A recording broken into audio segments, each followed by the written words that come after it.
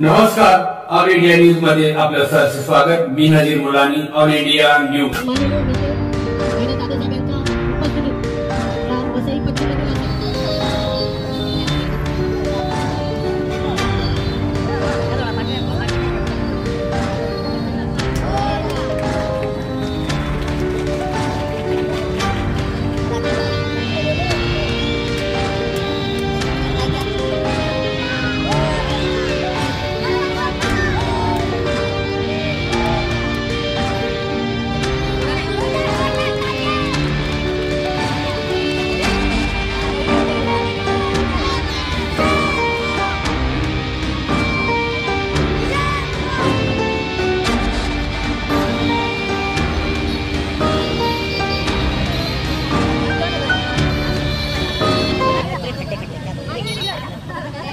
Chicken आणि mutton विक्रीची दुकानं बंद ठेवायचा आदेश दिलेला आहे, त्यावर काय तुमची प्रतिक्रिया? मला कळत नाही गणपतीला का नसतं मटन बंदी, बाकी हिंदू सणांच्या दिवशी का नसतं? हे काहीतरी आलं की हे लोक सुरुवात करतात। माझ्या मते प्रत्येकाने म्हणजे सन्माननीय साहेब नेहमी सांगतात प्रत्येकाने आपला धर्म आपल्या घरात पाळावा, तो कैनाने पण तेच करावं। म्हणजे तिथे तरी एका त्यांच्या मंदिरात पूजा होणार आहे म्हणून अख्ख्या शहराचे जर तुम्ही मटन मच्छीचे दुकानं बंद करणार असाल तर ते योग्य नाही। कल्याण डोंबिवली असेल, वसई विरार असेल, मुंबई असेल, ही शहरी आगरी कोळ्यांची आहे, त्यांचा तो व्यवसाय आहे। त्यांच्या व्यवसायावर तुम्ही त्या दिवसाचा आळा घालून अनेक जणांचा त्या दिवशीचा व्यवसाय हा हातावरचा असतो आणि अचानक जर तुम्ही बंदी घालणार असेल तर तो मला वाटतं की चांगली पद्धतीचा फायदा। 15 ऑगस्ट हा कुठचा धार्मिक सण नाही, त्या 15 ऑगस्ट सारख्या अशा सणाला देखील यांनी मी तुम्हाला पुन्हा सांगतो की हे सगळं जे चालू आहे तो जैन धर्मीयांसाठी हा सगळा खटाटोप चालू आहे, परंतु मला असं वाटत नाही की कल्याणकर डोंबिवलीकर ऐकतील, कारण ते प्रचंड मोठ्या प्रमाणात आगरी कोळी लोक राहतात आणि तो यांचा हा जो काही मनसुबा आहे तो हाणून पाहिजे। वसई विरारचे आयुक्त जे आहेत सध्या ईडीच्या रडारवर आहेत, त्यांच्या घरी रेड पडली होती आणि करोडचं घबाड सापडलं बोललं जाते, काय सांगायला भ्रष्टाचारावर? आंदोलन केलं होतं त्यांनी। मी तुम्हाला एक सांगतो, वसई विरार मध्ये ज्या पद्धतीने पैसे कमवले जातात त्याच्याकडे कोणाचं लक्ष नाही, एक वंचित असलेला हा भाग आहे आणि इथे कोणी येतं कशाही प्रकारे इथल्या लोकांना लुबाडतं। आज इथे एवढ्या मोठ्या प्रमाणात अनधिकृत बांधकाम होतात, हे बांधकामात घरं घेणारी लोक कोण आहेत? सगळी मराठी लोक आहेत। मुंबईमधली स्वतःची छोटी घरं विकून इथे मोठी घरं घेतात आणि इथे कोणतरी आलेला एखादा भैया ते चाळ बांधतो आणि त्या लोकांना फसवली जातात आणि मग ह्या चाळीला संरक्षण कोण देतं?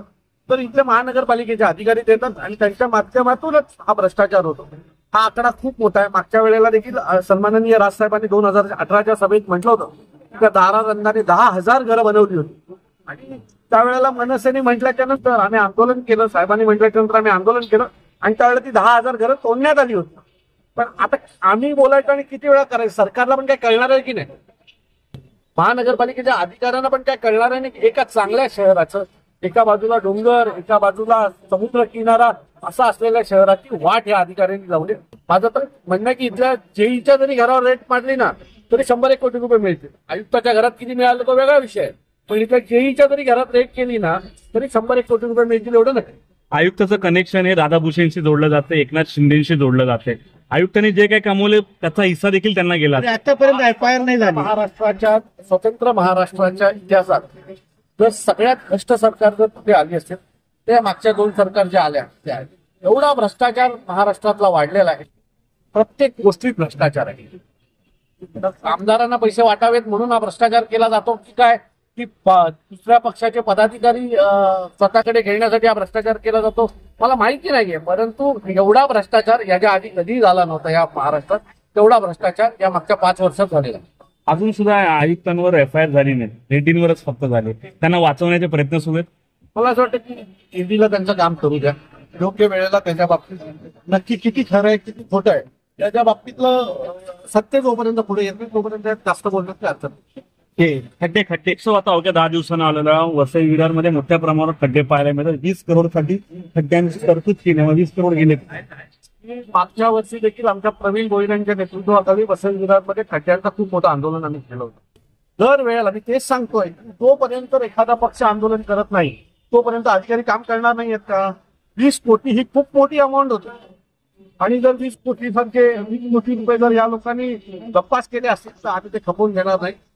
8 दिवसात खड्ड्यांच्या बाबतीत योग्य निर्णय झाला नाही तर महाराष्ट्र नवनिर्माण सेना रस्त्यावर उतरेल आणि आम्ही गणपती खड्ड्यात बसवू. तुम्हाला लाचशरम नाही, मग आम्हाला का असावी. आधी युनियन स्थापन केली त्या माध्यमातून त्याच्या प्रकारे काम आहे. बघा, वसई विरार शहरात अनेक गावं ही लांब लांब आहे. त्याच्यामुळे लोकांना रेल्वेतनं उतरल्याच्या नंतर सगळ्यात सोयीस्कर जर कुठली गोष्ट असेल तर ती रिक्षा आहे. आणि रिक्षा स्टँडच्या माध्यमातून आम्ही लोकसेवा करण्याचा हा आमचा एक प्रयत्न असतो. तिथे फक्त रिक्षा स्टँडवर लोकांना भरणं आणि घेऊन जाणं हाच काम नाहीये, तर अनेक वेळेला या स्टँडच्या माध्यमातून उत्तम लोकोपयोगी कामं देखील केली जातात, समाज उपयोगी कामं केली जातात. सो स्टँडच्या रूपाने आम्ही सगळे एकत्र येतो आणि विविध गोष्टी करत असतो. आमच्या काही स्टँडवर गणपती उत्सव साजरा केला जातो, तिथे दहीहंडी साजरी केली जाते.